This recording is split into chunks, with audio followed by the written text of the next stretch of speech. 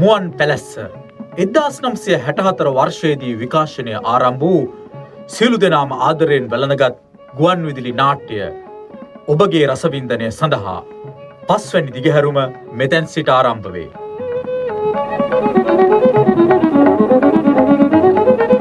ගුවන් විදුලියට රචනා කරන්නේ කලාශූරී මුදලිනායක සෝමරත්න.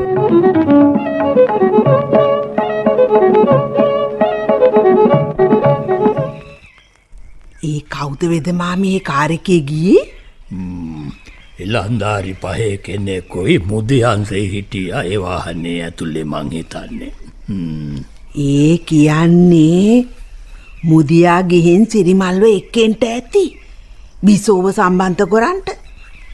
දැන් ඔය මිනිහා කී සැරයක් නම් ඔය වැඩේ කරන්ට වලි කෑවද? ඔය මිනිස්සයා ආයෙත් ඒකටම එනවා නෝ.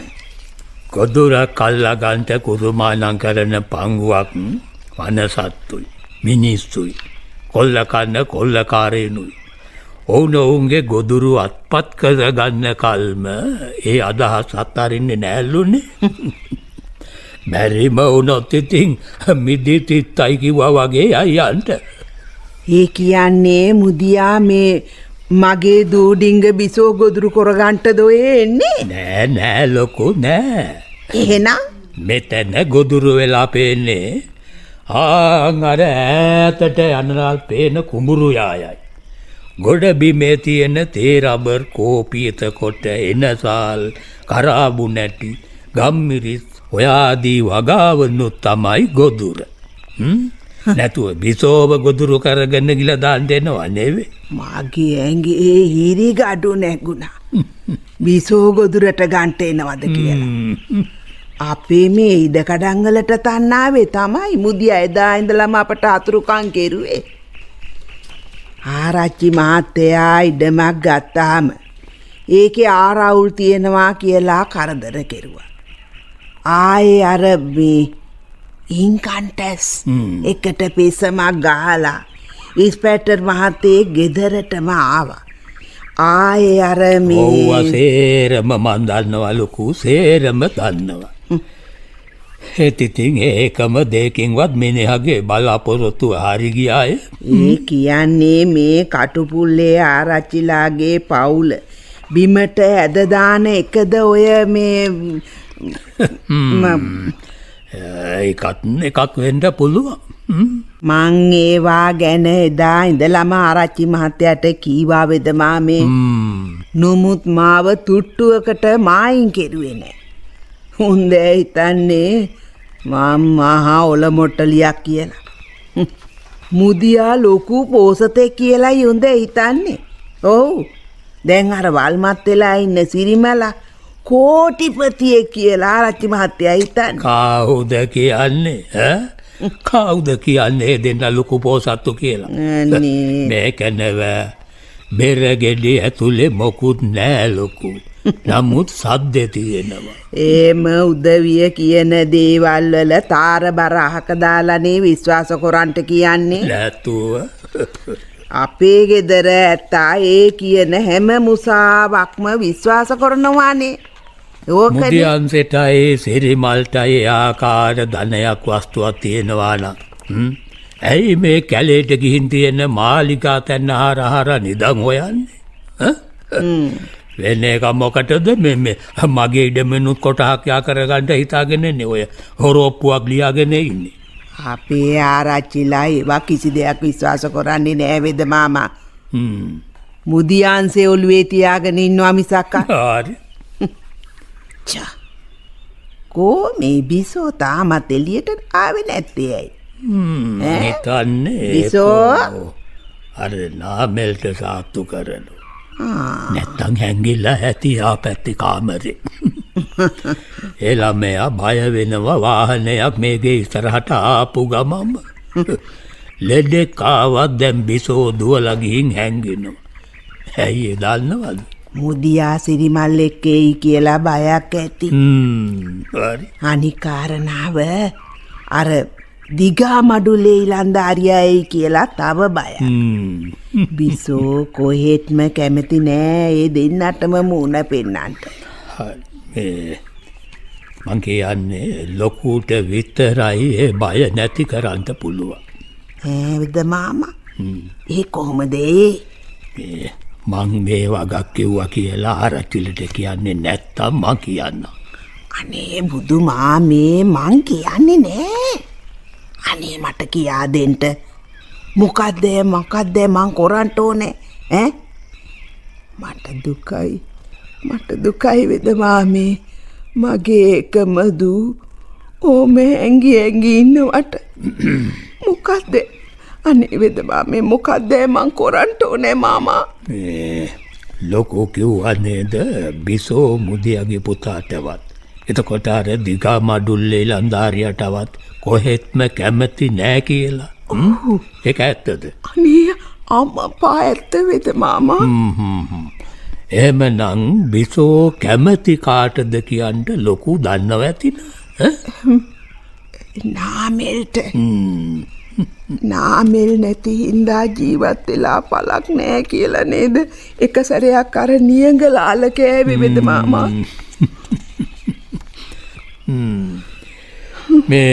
මේ ගැන ඉතින් වැඩි දුරට පුනා කියන්න කාරි නෑ. ලොකු දන්නවා නව බිසෝගේ හිතේ තියෙන බය නැති කරන්න පුළුවන් එකම කරමේ මොකද්ද කියලා. මන් දන්නවා වෙද මාමේ. මන් දන්නවා. ඒත් මට බෑ ඒ දෙන්න කසාද බඳන්ට. අපේ ලොක්කා මාව එළවදායි. ඒ විතරක්ද මේ සාගරේට තියෙන දේපල සේරම අපේ ආරච්චිලා අර කලින් පුට්ටු වෙලා හිටියේ කීව කැන්දාගෙන හිටන්. ඔය පලාචාවේ මේ මගේ තුවේ ඒ වසේරම ඉවරයි කියලා. ඒ උනාට ඉඳලා හිටලා කට කියෝඩවා. මේ ගෙදර එතන ඉන්නවා නම් හොඳයි කියනවා. ඒ කියන්නේ ඒ කල්පනාව තාමත් හිතේ තියෙනවා ඇංගිලා. අලු යට ගිනි පිළුඟු ආගේ. ඔව්. නෑ ලොකු නෑ. ඇට පැනලා ඉන්න මිනිහා එතන ගැන හීනෙන්වත් හිතන්නේ නෑ කියලායි මං හිතන්නේ. හීනෙන් තමයි දවසක් රෑ මැද්දේ කෑ ගැව්වේ. එතනද කියලා. නෑ මෙහෙම වෙන්න බැරිද ඒක? එතන නෑ කියන එකයි එතන නෑ කියන එකයි වෙනස්. ඒ කියන්නේ දැන් මේ පවුලේ තවත් පටලැවිල්ලක් තියෙනවා හැංගිලා. එහෙමද? මං හිතන්නේ එයා හින්දා තමයි මාව ගණන් ගන්නේ නැත්තේ කියලා. ඉතින් එහෙම ඉන්නකොට බිසෝටයි නාමෙල්ටයි කසාද බැඳ ගන්නට මං කැමැත්ත දුන්නොත් එදාට පහුවෙන්දා මොය පරණ වලව්වේ ඉඳීවි ඔරයන පවුරේ ගෙදර එතන හාමි. එදාට මං කොහෙද යන්නේ වෙද මාමේ? හැරත් මේ සාගරේට තියෙන වස්තු කන්දරාව අර කොහෙද නැති මට එන කේන්තියක් නම්. එපා ලොකු එපා. මොනවා වුණත් ඔය කේන්තිය කියන ගින්දරට එළියට පනින්න ඉඩ දෙන්න එපා. ඒ ගින්නට පුළුවන් මේ මුවන් පැලැස්සම ගිනි තියලා පුළුසන්න. අනික මේ හීනෙන් එතන කිව්වම මොකෝ ඉතින්? ඒ වුණාට මං කට පියාගෙන ඉන්නකොට මේකේ ඉන්න මිනිස්සු හිතන්නේ මම මහ බයගුල්ලියක් මෝඩියක් කියලා. ඌ මට hina වෙනවා වෙද මාමා? මිනිස්සු කිව්වට හැමෝම නෙවෙයි ලොකු.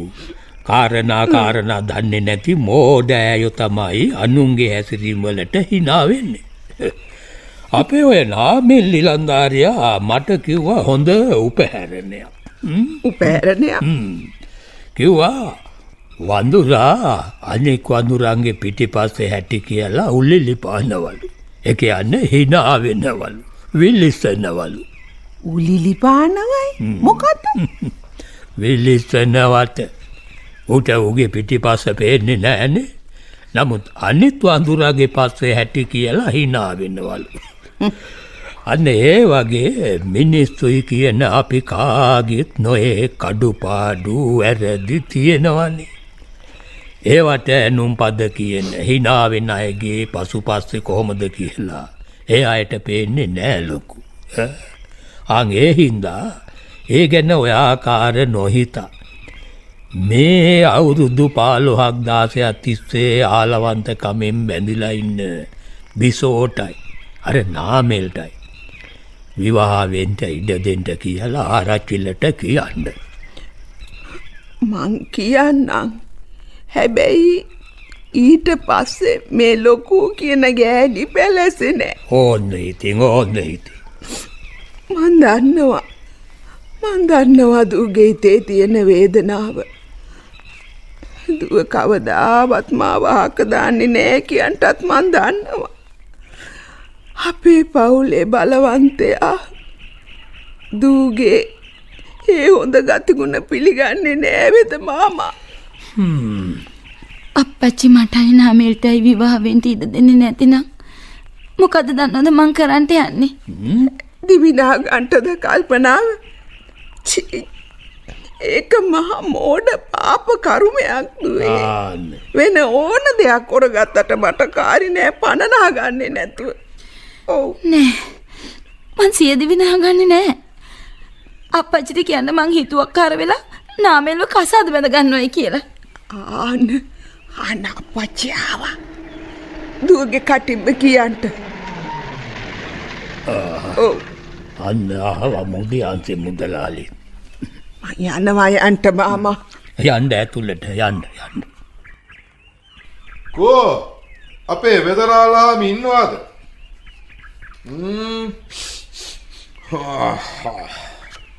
බෙහෙත් කොළ තම්බන සුවඳක් නම් එනවා. ඒ කියන්නේ තවත් මිනිස්සු ඇතුලේ ඇති. මේ සැරේ මොකාටද එන්නේ මුදියා?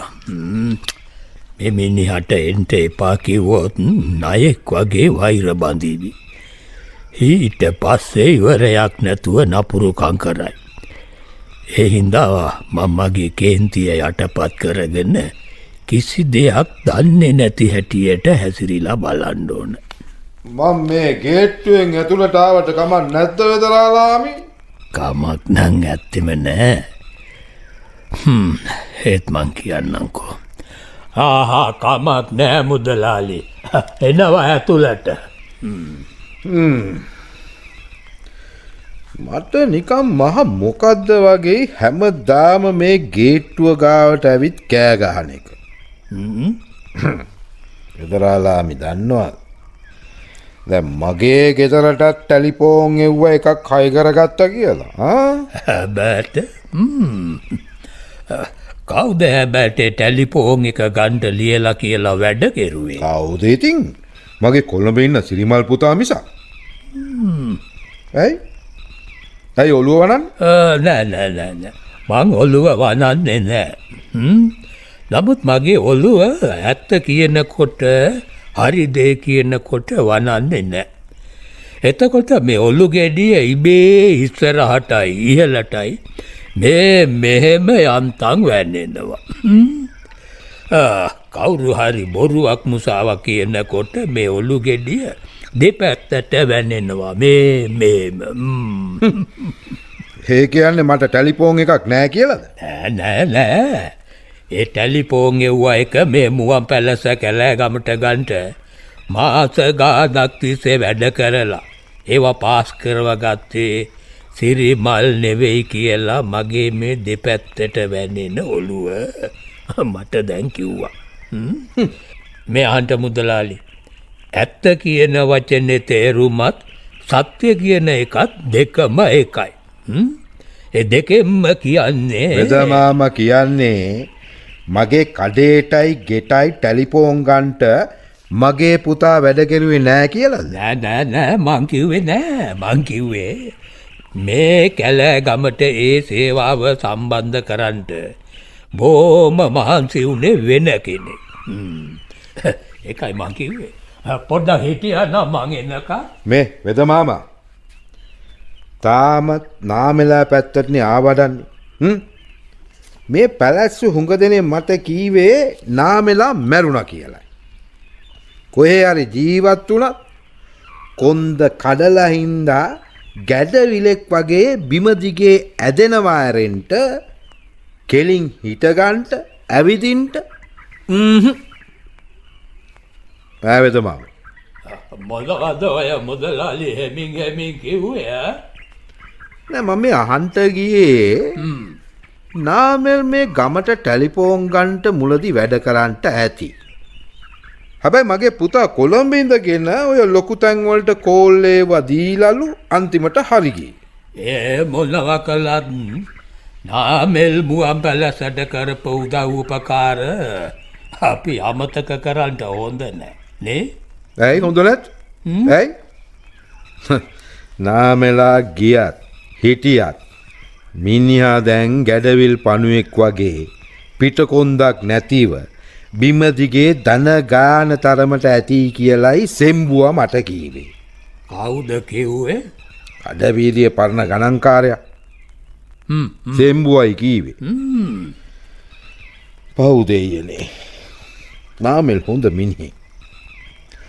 අර රත්තරන් ඇත්රූපේ හාරගෙන කපලා කොටලා තවලං හරක් පිට පටවගෙන පැනලා නොයන්ට තාමත් මෙහෙ ඉඳීවි ආරච්චිලගේ ලියන්න වෙලා. හොඳයි නැද්ද? මං හිතන්නේ නාමෙලා ගානට වැඩිය ලොකු වෙන්න ගියා. අර පිසෝ කෙල්ලට ඉනාවක් කවලා වශී කරගෙන බොම ලොකු වෙන්න ගියා. තව ටික කාලයක් මිනිහා මේ හිටියනම් නේද? ආරච්චිලකම මිනිහගේ අතේ. මේ වෙදමාමගේ දේපොළ වලටත් ගහනවා කටුව. හොඳයි නෑ කියනවා. ඇයි කල්පනා කරන්නේ? කල්පනා නොකර බැරි හන්දා මම මේ කල්පනා කරනවා. හැබැයි මොන තරම් දුෂ්ට මිනිස්සුද මෙහෙ ඉන්නේ? ඒක නෙවෙයි වෙදරාලහා. මම මේ නිකමට අහන්නේ. ඔව්. නාමලාගේ අතපයයි කොදුරෑනයි සේරම කඩලා බිඳලා දැම්මනම් ඒක හරි අපරාධයක්. අපරාධයක් නේද? පාව්. මට හරි කනගාටුයි. මේ ගමට පිටගමකින් ඇවිත් හොඳට හිටිය ඉලන්දාරියෙකුට එහෙම දෙයක් වෙච්ච එක. මං අහන්නේ එහෙම කැඩිලා බිඳිලා ගිය ඇටකටු පිටකොන්ද එහෙම සනීප කරන්නට පුළුවන් කැරම තියෙනවද රාලහාමිගේ පොරතිකාරවල? මම නිකන් දැනගන්නටයි අහන්නේ. ඇයි ඒ ගැන දැනගන්න කියලායි මට දැනගන්න ඕන. කොයික හරි යන්න තවත් ලෙඩෙක් ආවා වගේ. මං යනවා. ඔය ප්‍රශ්නවලට උත්තර දෙන්න මට දැන් බෑ. වෙන දවසක කතා කරමු. හරි. මාත් එනම් ගෙහුම් එඤ්ඤා.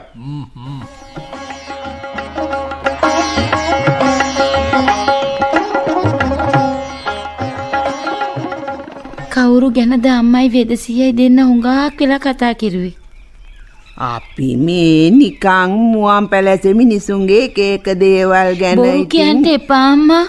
ඔය ඒ ආපු කාරකේ එක්වර දිගා මඩුලේ මනමාලේ ආවා. නැතිනම් නෑ කෙල්ලේ නෑ. නැතිනම් සිරිමලයි මුදියා මාමයි ආවා. ඇයි?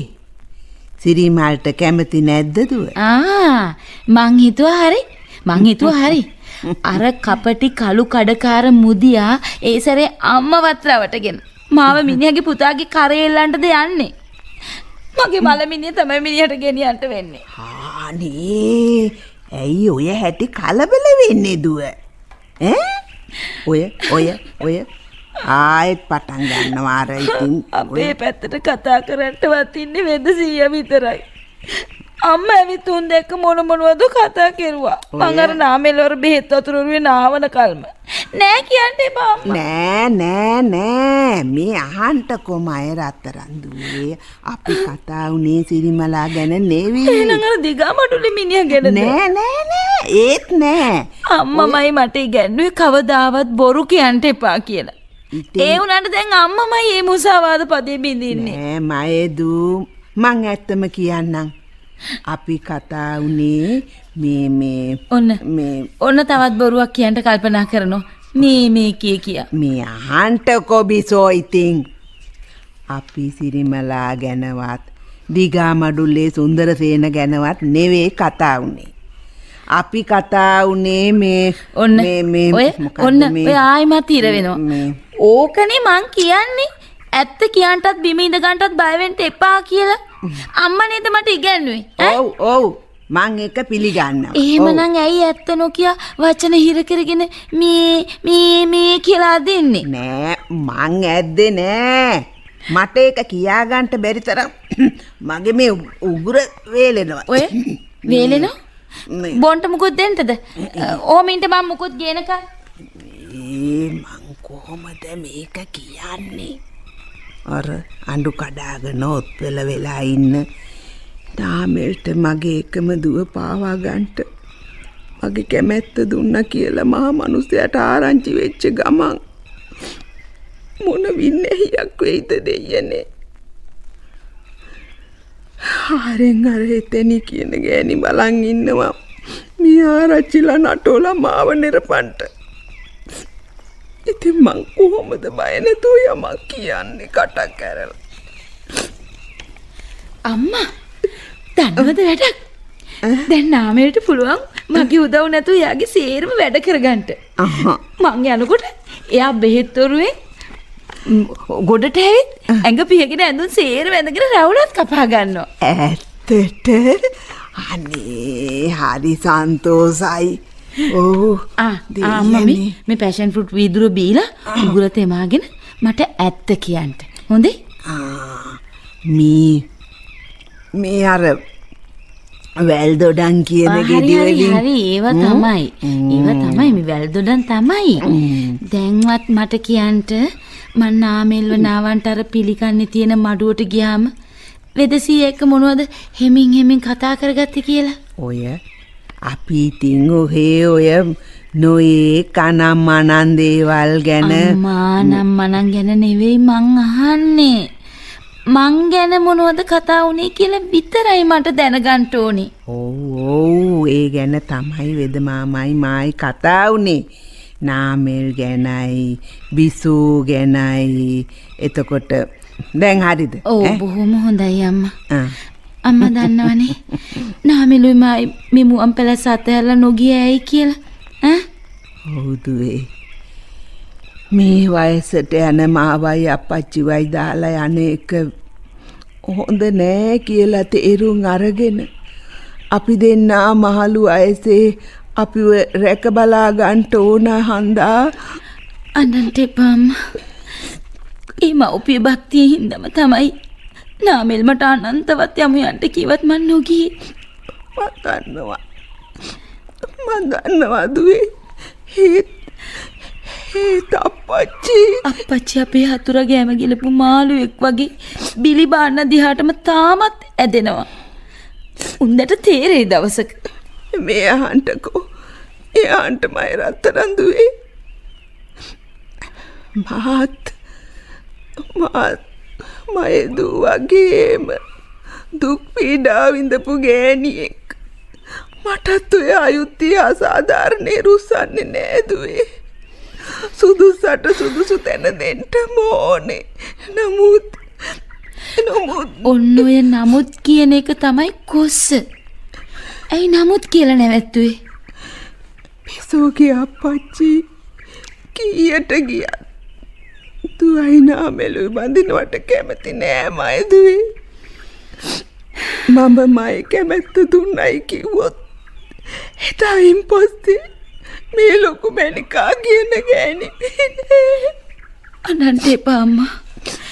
අපි අම්මව රැක බලා ගන්නවා. අප්පච්චිවත් අහක දාන්නේ අම්මා.